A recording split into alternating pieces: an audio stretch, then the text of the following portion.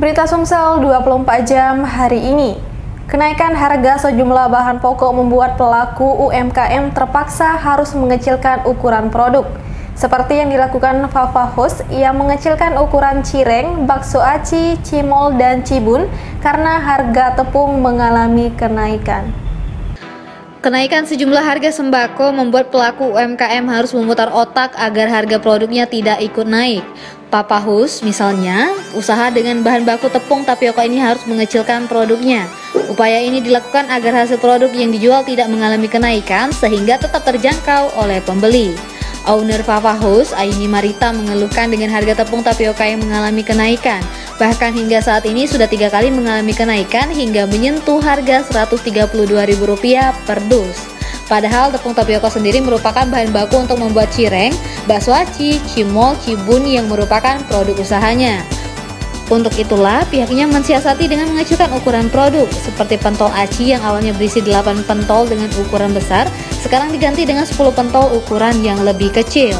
Namun jika harga bahan baku pembuatan cireng ini terus naik, maka dengan terpaksa dia akan melakukan penyesuaian harga secara bertahap.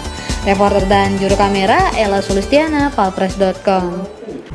Pemirsa, Dewan Kerajinan Nasional Daerah Oku Timur menggelar pelatihan pembuatan kain bidak di Gunung Batu belum lama ini. Pelatihan dimaksudkan untuk melestarikan kain bidak yang menjadi warisan dari leluhur Komering. Ketua Dewan Kerajinan Nasional Daerah Oku Timur, Dr. Selena Berta, membuka pelatihan songket kain lawas bidak khas Komering di Desa Gunung Batu, Kecamatan Cempaka kemarin. Sila mengatakan tujuan dilakukan pelatihan ini untuk menyelamatkan dan melestarikan kekayaan warisan leluhur yang hampir punah di abad ke-20. Kain bidak ini sendiri menjadi identitas Komering yang bernilai tinggi. Lebih jauh dia menjelaskan saat ini kain bidak sudah langka dan hampir punah. Padahal dahulunya kain bidak di zaman nenek moyang Komering dipakai oleh petinggi marga. Reporter dan juru kamera Arman Jaya, palpres.com.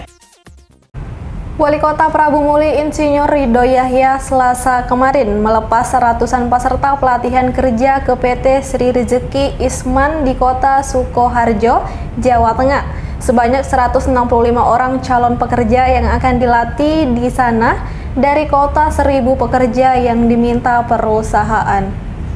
Pelepasan peserta pelatihan kerja ke PT Sritek dilakukan pendopoan rumah dinas wali kota. Keluarga peserta terlihat menangis melepas putra dan putri kesayangannya untuk dilatih bekerja di perusahaan garmen terbesar di Asia Tenggara. Wali Kota Prabu Muli Ridho Yahya mengatakan ada 165 peserta yang diberangkatkan. Sebanyak 15 orang dilatih di Prabu Muli dan langsung bekerja di sana, sedangkan 150 peserta akan menjalani pelatihan beberapa bulan di PT Sritek dengan fasilitas tempat tinggal serta makan ditanggung pihak perusahaan.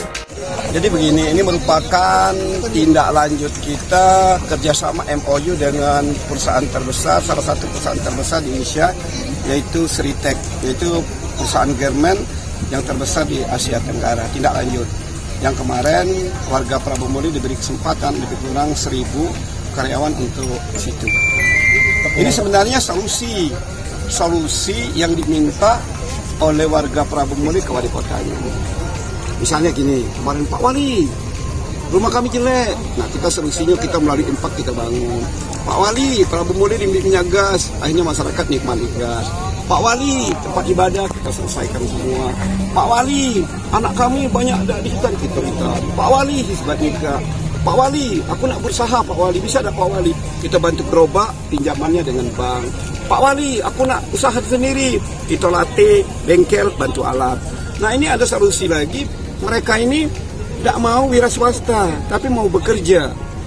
Artinya mau bekerja, tapi tidak mau usaha, tidak mau diberi alat, tapi mereka mau mandiri. Solusinya ini. Jadi kita letakkan di kawan-kawan kita ini, adik-adik kita ini, bekerja di salah satu perusahaan terbesar, yaitu di Sritek. Inilah tantangannya. PT Sritek Tbk telah memproduksi seragam militer untuk 100 negara termasuk Indonesia. Perusahaan ini juga memproduksi pakaian untuk berbagai kebutuhan, antara lain seragam Korpri, kepolisian, TNI, hingga produk fashion. Reporter dan juru kamera Andrianto, palpres.com. Berita terakhir Sumsel 24 jam hari ini.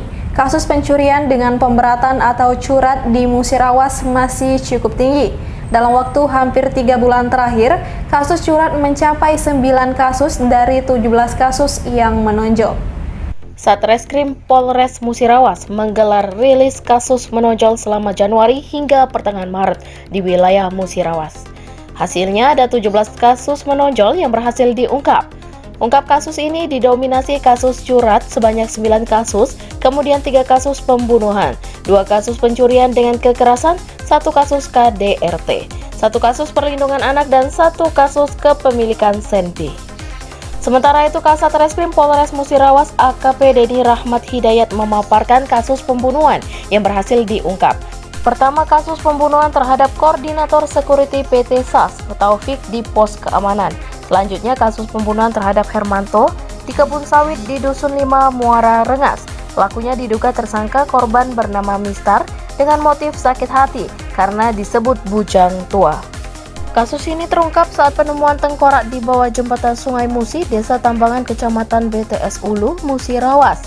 Terakhir, kasus pembunuhan lainnya dengan motif menguasai uang korban bermodus ritual menggandakan uang gaib.